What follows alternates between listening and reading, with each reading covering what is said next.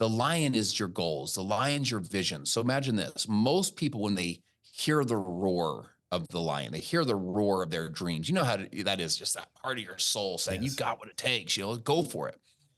What most people do is they either ignore the roar or they run from the roar. You want to be the kind of person that runs to the roar. You chase lions. You do the thing that you fear the most, and the death of fear is certain. You go for it. And so the most important thing is to move towards the roar, my friends. Like move towards that. Like, if you never leave the site of inspiration without taking action. So.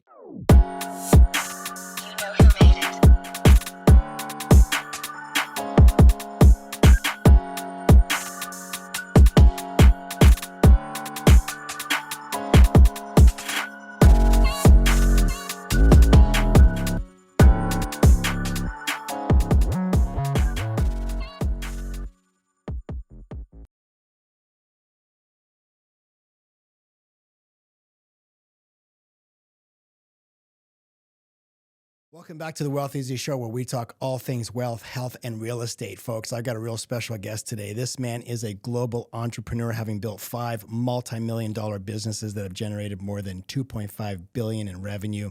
He's an acclaimed keynote speaker, sharing the stage with icons like John C. Maxwell, Jamie Kern-Lima, and Ed Mylett. He just released his latest book, Be the One. Please welcome to the Wealth Easy Show, Justin Prince. Thanks, buddy. Thank you for joining us. Man, what an honor to be on with you, brother. Appreciate you making the effort, and fired up to be here with you.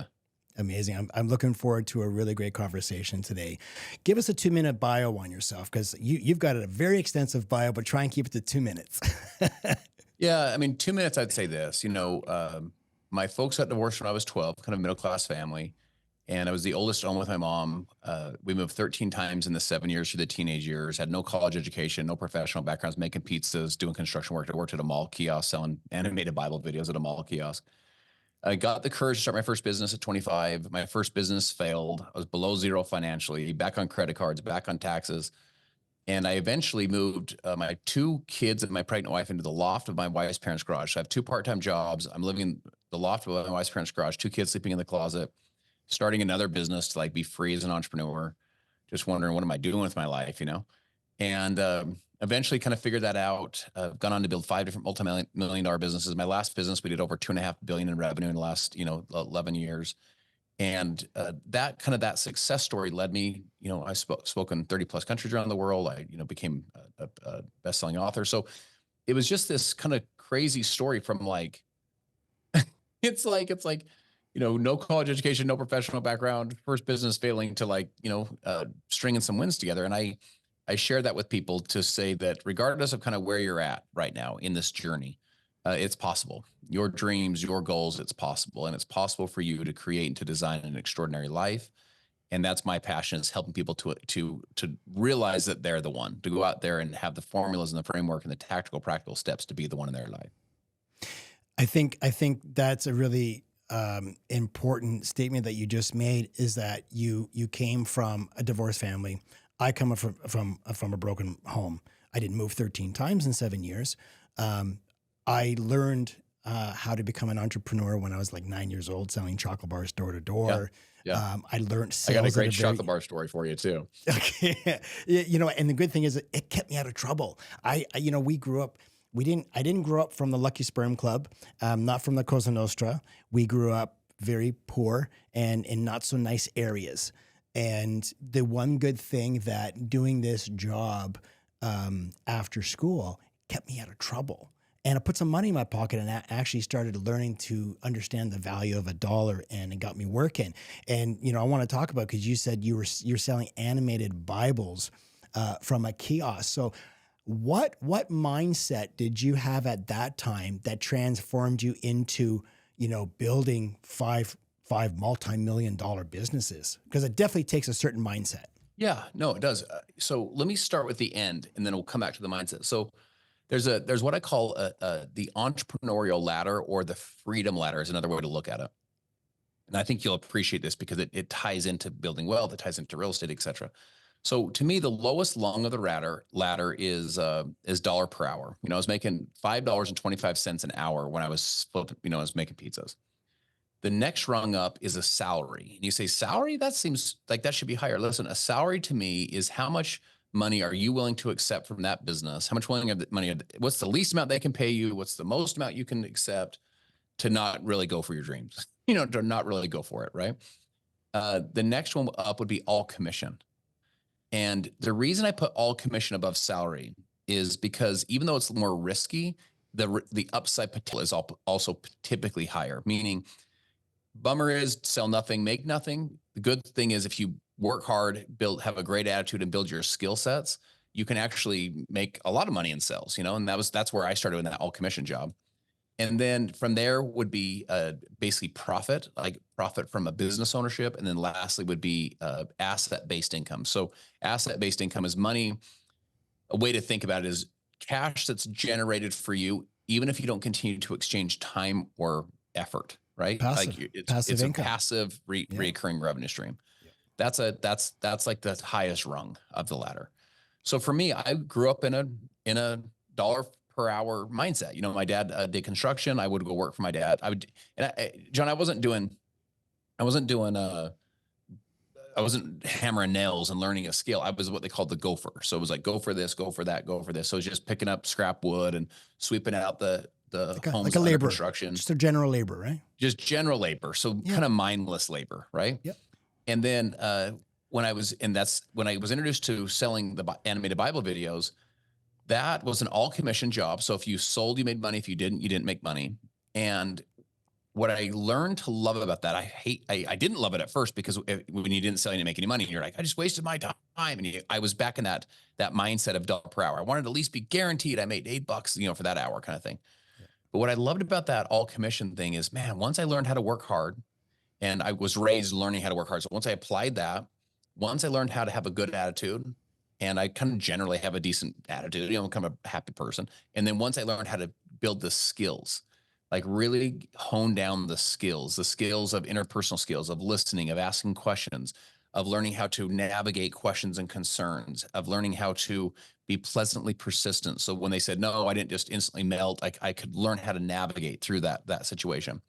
Learn how to smile, learn how to remember their name, just learn how to keep good energy, even though you've been working for, giving your presentation over and over and over and over. You kept good energy. Once I honed in some of those skills, I was like, I remember, you start making some dollars, you start stacking some points on the board. And it was such a big thing for me. And then from there, I wanted to eventually own my own business. And then from there, I built my investing company. And so you have residual cash flow that's coming in from your different investments. And that's ultimately the top rung of the ladder. If this is an entrepreneurial ladder, it's really a freedom ladder. How do you become truly free? It's that you have cash coming in that you're not continuing to exchange time and effort for. And so it was a little bit of a mindset shift for me that happened over time. I'll give you one quick analogy or one quick thing that really helped me. Remember, I was about 22 years old, give or take, and I read a book called Rich Dad Poor Dad. A lot of us have heard of this book. Yeah, Kiyosaki wrote it. Yeah. And he said what poor people do. So he had the word poor, it was underlined. And I remember thinking, I don't want to be poor. So I want to do the opposite of this. He said they have income, and then he had an arrow down from the word income into the word expenses. Basically what he said is they make an income, basically make money, and they pay bills, they pay expenses. Yes. And then I remember thinking, that's not what poor people do. That's what I do. I was just like, and by the way, it's not that I thought I was rich, but I also wasn't like, I'm not like homeless for crying out loud. Like I'm making some money. So then I turned the page and it says rich. And I was like, oh, I like this page more already. I want to be rich. And it says what rich people do. And it says they have an income. And I thought that's interesting. That's what poor people have. But the arrow goes down to the word assets. And his definition was something that generates cash, even if you're not exchanging time and effort. And then the word below assets, the arrow down was to the word expenses. So he basically is like, they make money, they build assets, assets pay their expenses.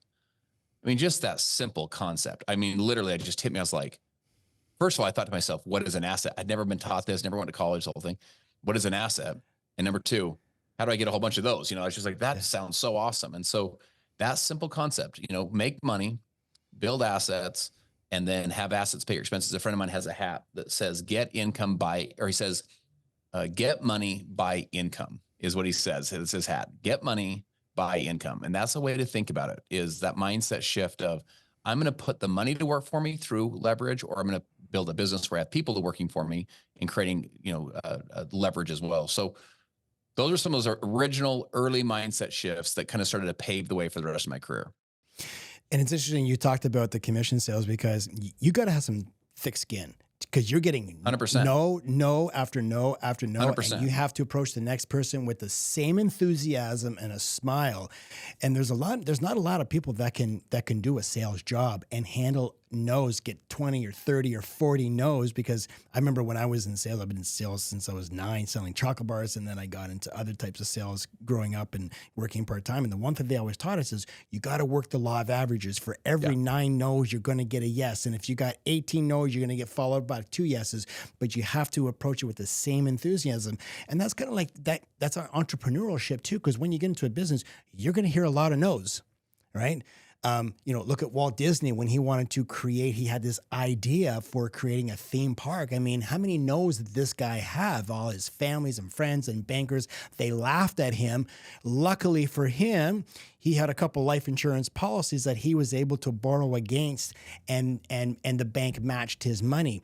But he heard a bunch of no's before he actually put it to use. And look at what Disney is today. So you definitely have to have this positive mindset going into being an entrepreneur in the sales, because it's a tough business, and never knowing like what your income's going to be like the next day or the next week. It's a tough gig. So check this out. First of all, I agree with all that. You want to know what's so interesting about sales though? So there's those 3 things we talked about: hard work, attitude, skill set. So hard work, first of all, is, to your point, it's like if you close 9 out of 10 and I close 1 out of 10, I'm going to beat you. Why? You say, well, dude, I'm closing 9 out of 10. There's no chance you're going to beat me. Well, if I go talk to 100 and close 10, when you talk to 10 and close 9, I'll win. Not because I'm better. In fact, I'm significantly worse than you. I'm batting, 10%, you're batting 90%.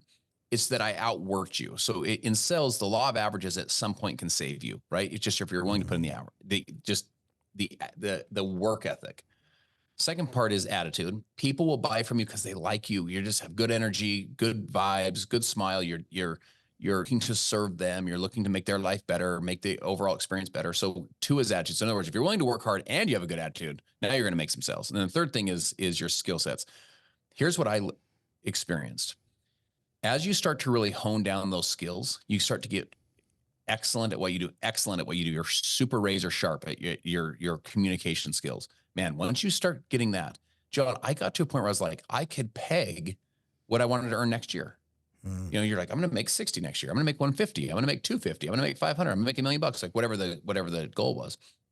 You kind of knew you could go hit it, where at first it feels very out of your control. It feels very like, man, I hope I can make anything. 1 week you make 1,000, next week you make 0, next week you make 3,000, next 3 weeks you make 0. You're like, what is happening here?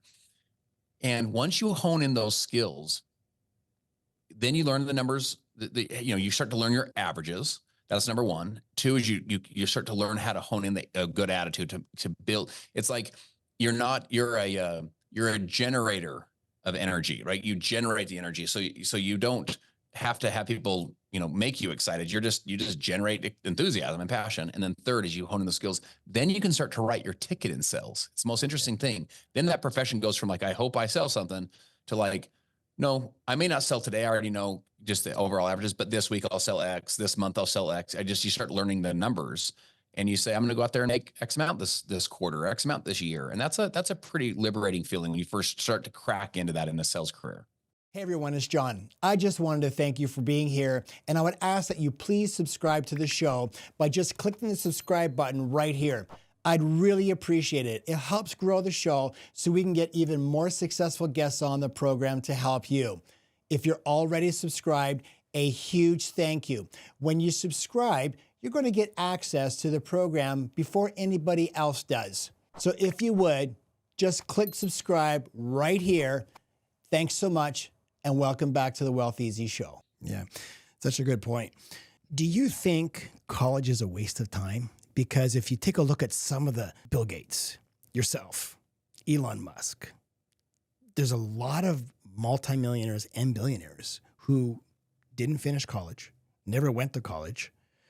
And I just read a report that when you come out of college, the average time it takes you to pay it off is between 10 and 20 years. Yeah. And if it's a professional degree, it's 45 years.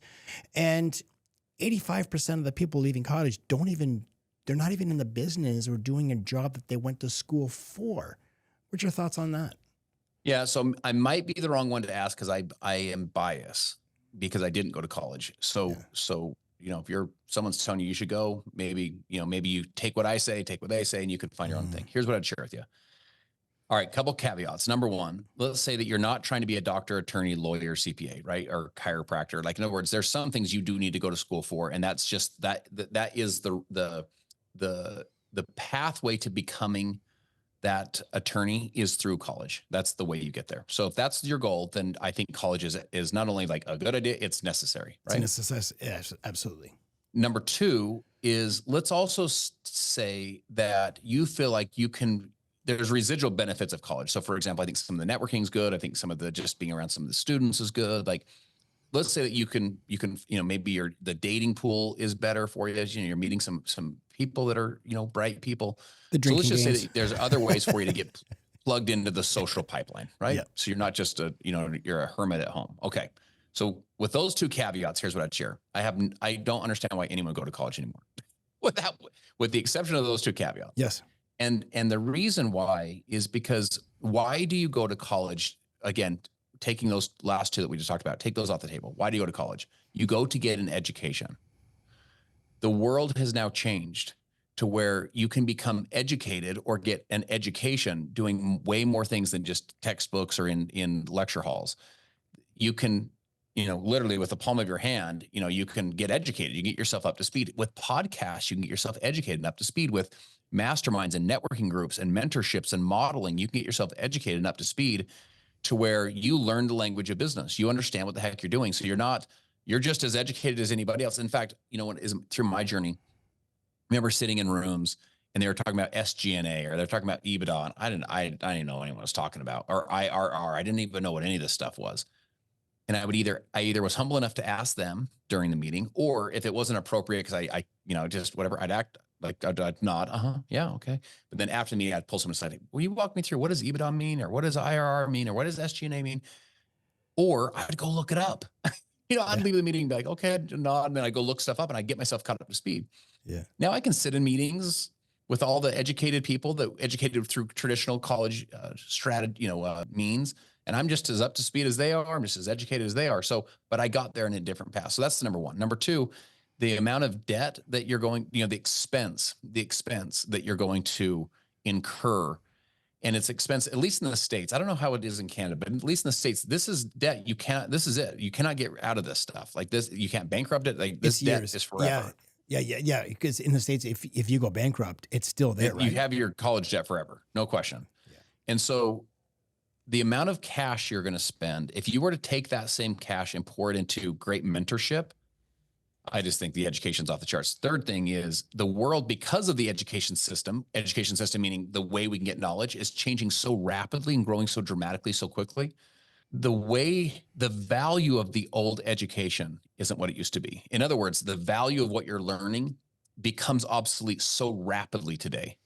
And so I don't see any reason anyone would go. In fact, I could almost make a case, if we really wanted to kind of get a little bit extreme on it, that it's at least I could make a case it's an antiquated model for sure. I could almost make a case it's a scam. The whole thing is just the way they're doing it. Some of these endowments, you look at some of these big university endowments, you're just like, come on now. Like, those endowments continue to grow. The cost of college and the cost of that education, I'm talking, has grown exponentially, way more than real estate, way more. It's way faster than inflation. And yet wages haven't gone up to that extreme. Real estate prices haven't gone up to that extreme. So I don't know. I'm not a huge fan because I think you can get educated. Now, what I am a big fan of is this. And John, I want to make sure I'm clear on this. I'm a huge fan of education. I'm a huge fan of being as highly educated as you can. So what does that mean? Education used to equal college. Education doesn't have to equal college anymore. Like, there's just other ways, maybe even more efficient ways to get educated and to be a highly educated person that are not derived from just sitting in that university with that professor and with that particular curriculum. Investing in yourself. Yes. I mean, listen, I did go to university. My major was business and I studied economics. Thankfully that I'm in finance. I'm an advisor, and I use some of what I learned in university. However, but going back to your point, yes, if you're looking to be a doctor or a lawyer or something like that, yes, you need to go for the training. Yes. But if you're going to school and you go, I don't know what I want to do with my life, I'm just going to university. You're right. The education system 30 years ago is not what it is today. And I think if you're going to spend 4 years doing something, not only are you putting so much money into it that you have no idea what you're going to get out of, because a lot of these guys are getting out of school thinking, all right, where's my 6-figure starting salary job? That's not happening. That's another element we should have added to that. Amount you're earning leaving college is not kept up with the cost of college. So it used to be, we were sold as kids, you had to go to college to basically increase your earning potential. Those numbers don't crunch like they used to. Yeah. And I think if you take a look at, it's not just the cost of going, but it's the opportunity lost. It's the opportunity cost that had you took that money and invested in yourself, you could be so much further ahead after 4 years by investing yourself and doing something, figuring out a trade or a business that you want to learn, and getting a mentor, getting a coach. If you're gonna spend $10,000, $15,000 or $20,000 a year, there's a lot of great coaches that you can get for that kind of money and be so much further ahead. I mean, I'm 52 years old and I'm going to masterminds all the time. I was at Garrett's in Garrett Gunderson's in December for a 2-day mastermind. That was $10,000. I'm going to another mastermind in Puerto Rico, which is several thousand. I've got another one in Nashville. Do you know Trent Fortner? Trent's my mentor. I don't know that name. Trent Fortner, cool. He's my mentor, and he's been my mentor for about 8-9 years, and he's doing a mastermind. And, I'm always investing back in myself and going to these masterminds, because sometimes it's not always what you're going to learn from there. It's the people that you're going to meet and learn from the people. Of course. Exactly. 100%. The network, and something that's even more valuable than the price that you paid going. In building your multi-million-dollar businesses, what do you think was the number one challenge that you had, and how did you overcome that? Oh my goodness. So anyone that goes into the entrepreneurial space, you're going to learn real quick that there's a lot of challenges. In fact, entrepreneurship is basically solving problems. That's what you do all day long. This is really important to hear. If you're either new to the game and looking to get in, or if you're new to the game and you're like, man, what did I sign up for? Listen, what you signed up for is solving problems, and you're solving problems all day long. And so one of the questions you want to ask yourself before you get into a business are these the problems I want to go solve every single day? This business's problems, like, this industry's problems, are these the problems I want to go solve every day? And the better you get at solving problems, the more the marketplace is going to pay you. And so I think going in, you're just constantly, you're having kind of the arrow shot at you all the time in the marketplace. It's just a challenge. It's a total challenge. Business is a fight. It's like a battle. And so I think that was challenging to, figure all that stuff out. I think that one of the biggest things I had to overcome was just my own, kind of self-limiting beliefs and just courage, having the courage to go. I teach a 3C loop, like a success loop, that each C leads to the next one, which leads to the next one, which leads back to the first one. So it starts to spin and create momentum. So your confidence, foundation of your success, is believing in yourself, which leads to commitment. Where there is no confidence, there is no commitment, but you get all committed, all in. There's no lukewarm winners. And then it leads to competence, which is your skill sets, right? You increase your confidence. But you know how it is, John. It's like the more highly competent you become, the more confident you become. The more confident you become, more committed. You're like, I got this. That drives more skill sets, drives more confidence. Well, you say, well, how do you get into the loop? It's a 4th C, which is courage. I had to have enough courage to go for it. I was worried what people were going to say about me. I was worried what they were going to think about me. I was worried if I was going to fail. I was worried that I wouldn't have what it took, and then I'd put myself out there, and I'd be, people would be like, "Oh, dude, you thought you thought you were going to do it." And by the way, some of that kept me playing small for many periods of my life. And then I'll also share this with you. Some of that was guaranteed my success. I had people that were like, you don't have what it takes, and I was like, bro, the next time you see me,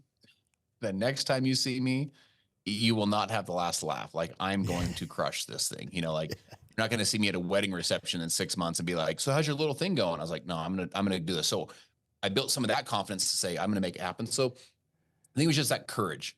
You know, courage precedes confidence. You know, leaning into your courage, having the courage to push forward and make things happen.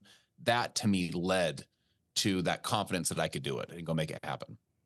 That is so important what you just said. That one word is courage, because there's so many people that want to do something, but they don't have that courage, because I think the biggest thing is fear of failing. Yes. Fear of being ridiculed.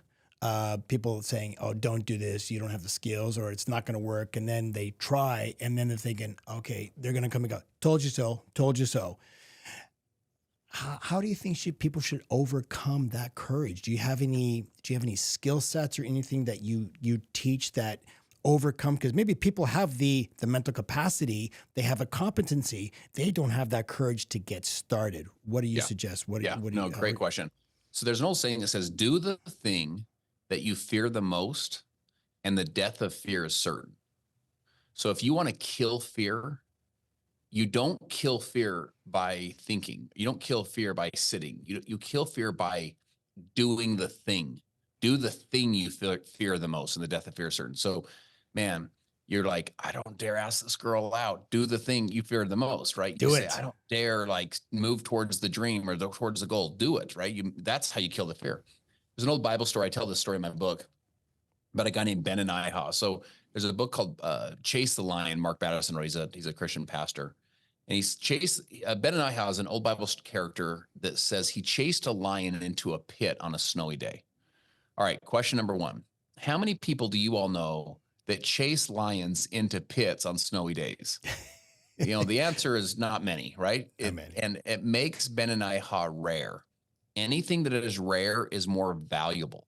So a diamond that's rare is more valuable. A basketball card that's rare is more valuable. A friendship that's rare is more valuable. And a person that has courage, a mom with courage, a dad with courage, a business leader with courage, a human that has courage, they're rare. And anything that's rare is more valuable. So the lion in the book is the dream. The lion is your goals. The lion's your vision. So imagine this. Most people, when they hear the roar of the lion, they hear the roar of their dreams. You know how that is, just that part of your soul saying, you got what it takes, go for it. What most people do is they either ignore the roar or they run from the roar. You want to be the kind of person that runs to the roar. You chase lions. You do the thing that you fear the most, and the death of fear is certain. You go for it. And so the most important thing is to move towards the roar, my friends. Like, move towards that. Like, if you never leave the site of inspiration without taking action. So today, in this discussion, you're driving, you're at the gym, you're listening. If something hits you, if you feel like, God, that's good, that's inspiring, I like that. What's the next physical action? Move towards the dream, move towards the goal, move towards the roar. So what's the next action you can take? Maybe you need to return the email. Maybe you need to do that invite that you've just been putting off because you're just like, dude, it makes my palms sweat. Maybe for you, you need to say, I'm sorry. You've been putting it off. Maybe for you, you need to write the proposal and go ask for the business. Like, maybe for you, it's go do the video. Like, go put yourself on camera and do the video. Like, what is the thing? Most people die with all their music still in them. They have a song to sing they never sung, a book to write they never wrote, a podcast to launch they never launched, a business to start they never started. My friends, do the thing you fear the most. Step towards the dream. Step towards the roar. Go chase lions. Run to the roar versus ignoring it. Fuck, Joe, you're motivating me, man. I love this because it is so true and so inspiring of what you are saying, that just do it. I think people die with so many regrets of not doing what they really wanted to do. And, I always say, do you know why my wife married me? Because I asked. I stepped out on a ledge and I asked. If you don't ask, you're never going to know. If you don't do, you're never going to know. You always miss 100% of the shots that you don't take. So yes. I love what you said about run to the roar and just take action. Be bold and just do it.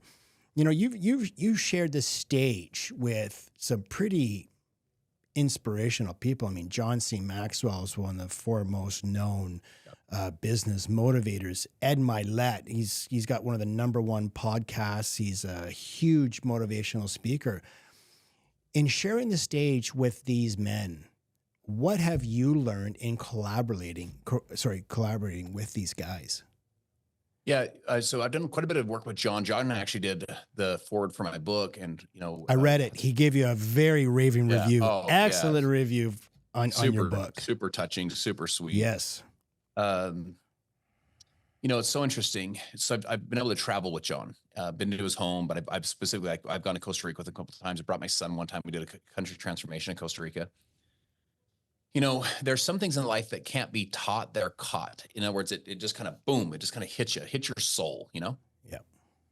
You watch that man and the level of energy that he runs at, and he gets this energy from this. He might have, by the way, he might just be an energetic guy, just generally speaking. Okay, I'm cool with that. But he has a wellspring of vision and mission and purpose that he pulls from that is so inspiring. So think about this, he's 74, 75, 76 years old, but yet he runs at like the level of like a 20-year-old. Like, in fact, he was wearing me out, we're traveling all over the place and he's getting up and speaking and stuff. And I'm back in the back. I feel like I need to take a power nap or something.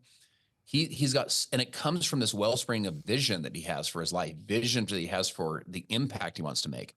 It's so inspiring. So it's just this lesson of mission and purpose and vision. So if someone slights you, right, you get betrayed, someone says you can't do it, someone does you dirty, someone hurts you. If you can convert that, it's what I call convert the hurt. You can take that hurt, the pain that you feel, and you can convert it from pain to fuel. So it doesn't crush your future. It builds your future. It guarantees your future. It goes through a conversion process, right? So it's like a solar panel takes the rays of the sun and it converts it from solar energy into electrical energy. It goes through a conversion process. You can do the same thing. But I tell people, you can only run so long with a chip on your shoulder. You can only run so long on ticked off, It burns like gunpowder, burns really, really hot. It burns really fast. And by the way, you can motivate yourself for a week, for a month, for 3 months, even for 6 months, maybe a year, where you're just like, I'll show you, like I got, okay, cool. You can do that. But long-term fuel, long-term vision, or long-term energy to accomplish what you need to accomplish is from your vision. It's from your mission. It's more legacy stuff. And I feel like John has tapped into that at such a deep level. And it's super, super inspiring to watch because that vision pulls him forward. That mission of impact pulls him forward to where he's working as hard now as he maybe ever has. And doesn't need to anymore. There's no financial specific reason to do it to make another dollar. It's just he's magnetically pulled towards that vision and that mission because of the clarity he's placed in it. That's a great lesson for all of us. How has working with him impacted your own personal growth? Yeah, in so many ways. So maybe one of the most impactful way was with my son Isaac. I tell one of these stories in the book, but watching John had a huge impact on me for sure. I mean, through his books, through his audios, through personal time with him. But like watching him with my son, I mean, those are stories and memories that those two will have, that my son will have literally for the rest of his life, that will be, life-changing moments. And have you ever heard that idea where it's like, you never want to meet your heroes, because if you meet your hero, then they might let you down. They're not as awesome as you hoped. My son meeting John Maxwell was more inspirational and more powerful than my son would have ever imagined that would be. And because John's better behind the scenes even than you would see him, out on stage or in his book. And I think that's a really great trait that he has, that he makes even, at that time, a 16, 17-year-old kid feel special and feel unique. My friends, you can learn a lot about yourself and you can learn a lot about others by how they treat those that they can't get anything from. So how do they treat the Uber driver? How do they treat the waitress? How do they treat the hostess? How do they treat the bellman? How do they treat the person, the young, 14-year-old kid that they interact with, when you're with them? You can learn a lot about who someone is by the way that they treat those that they can't get anything from. And watching how he treated my son when he really had, there was no gain from my son.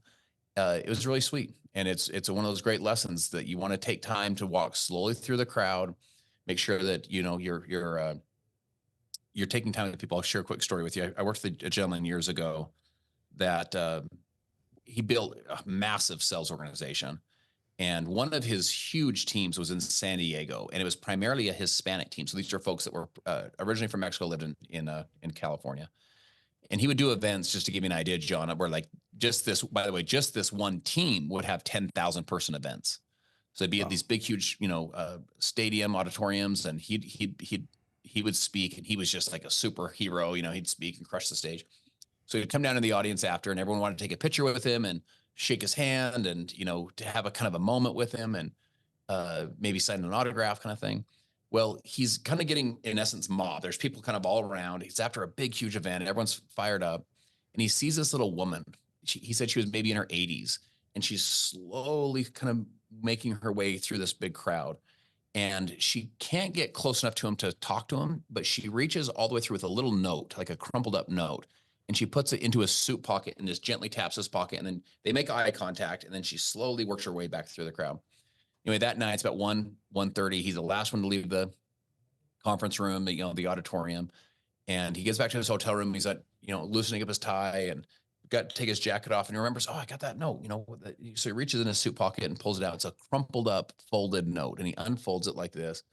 And it says in broken English, the secret, the secret to impacting people, the secret to taking your business and your life to the next level. And it simply says, the peoples are better because you came. The peoples are better because you came. My friend, if every interaction, people are better because they met you, you know, the Uber driver is better because you came. The person on Zoom is better because you came. The person that you meet with, you know, that next client, whether they buy or don't buy, you know, that next prospect, they're better because they met you. If your spouse tonight, you get home and she's better or he's better because they were around you, or your kids are better because dad's home. They're better because mom's there. If people are better because you came, you will always win. If you're looking to leave people better than you found them, you're looking to make it their life better because you came, you'll always win. And that to me is one of the secrets that John has mastered, is he leaves people better than you found them. That's a great secret. And what a great story. It reminds me of a story that I heard about Henry Ford. I don't know if you heard the story, but Henry Ford was hiring. He was looking to fill a position, and he had two young guys just out of college, and they were both equally qualified. And he said, I'm going to enter the interview at a restaurant. I'm going to invite you for dinner. And he had both of them there at dinner time.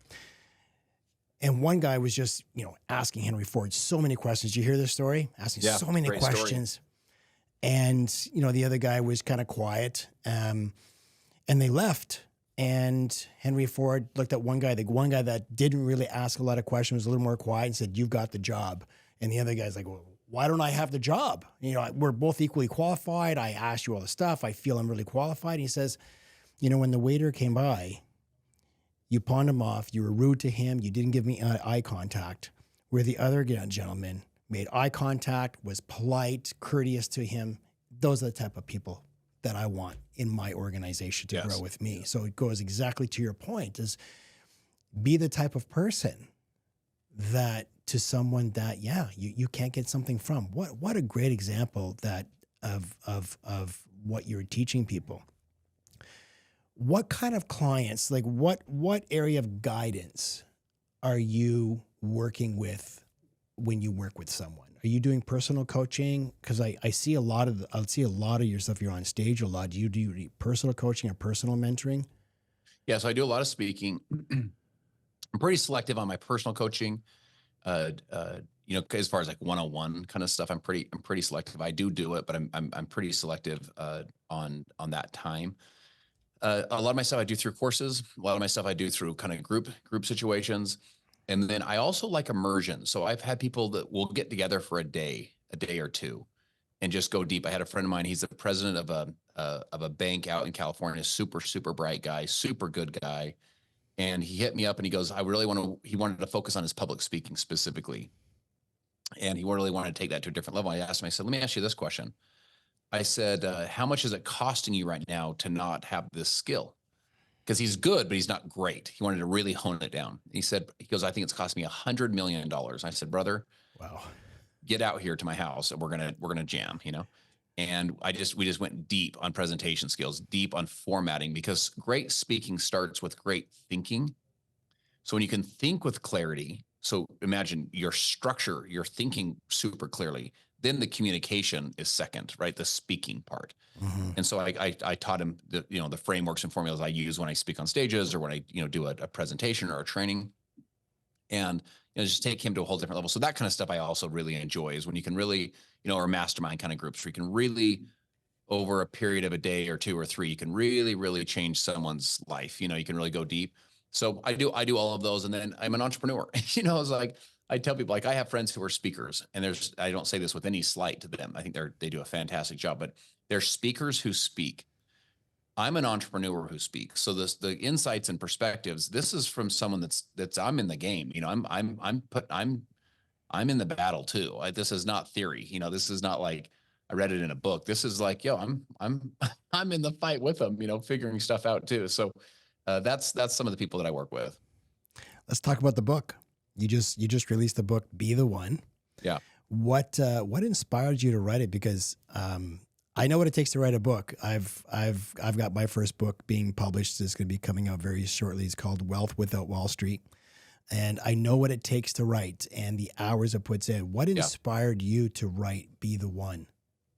Well, as you know, it's a labor of love. Writing a book is, at least for me, it sounds like maybe for you, this is work for me. It's not easy. Books don't make you money. Let's put it there. It is a labor of love. You don't write a book to make money from it. Let's get that out there. You do it. Exactly. Yeah. It's a passion. It's a love we want to teach and help. To serve. Yeah, for sure. So 2 parts for me. One is you're the one. Mm-hmm. So it's called Be the One. You're the one. Success is an identity process, and you're never going to outperform the way you see yourself. If you see yourself as a loser, you're not going to show up and play like a winner. If you see yourself as a winner, you're not going to roll over and quit like a loser would. Success is an identity process. The second, and by the way, think of it this way, John. If you think of your parents and think of your grandparents and your great-grandparents and your great-great-grandparents, if you were to go up 12 generations was 4,094 people.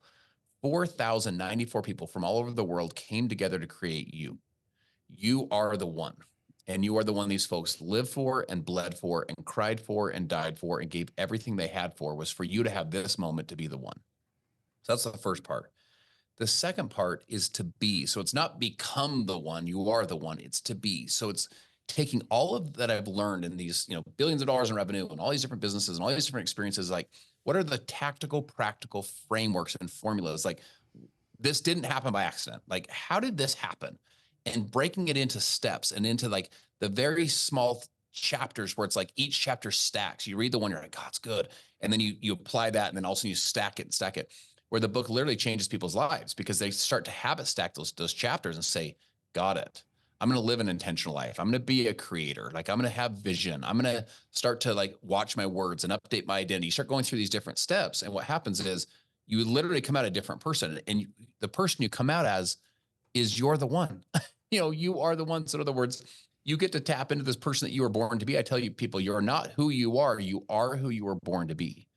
Because if you were to look at a picture of you when you were 7, was that you? Yeah, that was you, but that's not you. That was just you as a 7-year-old. If you look at a picture of you when you're 17, yeah, that was you, but you were only 17. You're like, oh, that kid, I was learning so much. But you 27, 37, you were born to be the person you were born to be. In other words, all this potential. And I want to help you to tap into being that person. And so the person that creates and designs and lives an unforgettable life where future generations look up and they say it was him, or it was her. She's the one for our family, or it all changed with him. The addiction ended with my great-great-grandpa, or the abuse stopped my great-great-grandma, or the financial principles that set our family free, this economic empire that was created, it was my great-great-grandpa, great-great-grandma, and they're telling your story. They know who you are. You have created and lived and designed an unforgettable life where they know that you're the one for your family. How can people get your book? So it's across all platforms. So, whether that's Amazon or Audible or your bookstores, but man, it's a book that will change your life. By the way, it's a book that you're going to want to share with your kids. It's a book you're going to want to share with your coworkers and people that are on your team, to really help them tap into the person they were born to be as well. And, really start to tap into this next level of greatness that they have as well. So I'm excited for you guys to get it. I think it'll be a book that will really inspire you, and you know, the response has been just off the charts. Amazing. Well, I'm really excited to get it and read it for myself. How can people find you? You're on all the platforms, right? Social media, Instagram. Yeah, across all platforms. You can go to IamJustinPrince.com. You can go to you know, all social media platforms. You know, I have my podcast, The Justin Prince Show. So whatever I can do to serve you, to help you, to inspire you, and to teach, you know, these frameworks and these formulas, these steps, these practical and tactical steps to help you to be the one in your life is really what I want to do. So I'm excited to get connected with your audience as well. And brother, I really admire and respect the great work you're doing. Thank you. And I highly suggest everyone to start following I Am Justin Prince, because he's got some really great content on there. Very motivating. That's how I found you. I started following you, and I started looking at your content, and you're very motivating. And I really wanted to get you on the show because of what you're doing and what you're serving and helping people. So thank you so much for getting on the show. This has been wonderful. We are running out of time, but I really want to say again, thank you so much for your time and for getting on. And yeah, love being with you, man. Congratulations on the book. And guys, go to his site, pick up the book. I'm going to pick it up, and I can't wait to read it. So thank you so much. We're all out of time. Take care of yourself and take care of your wealth. And if you like this episode, please like it and share it with your friends.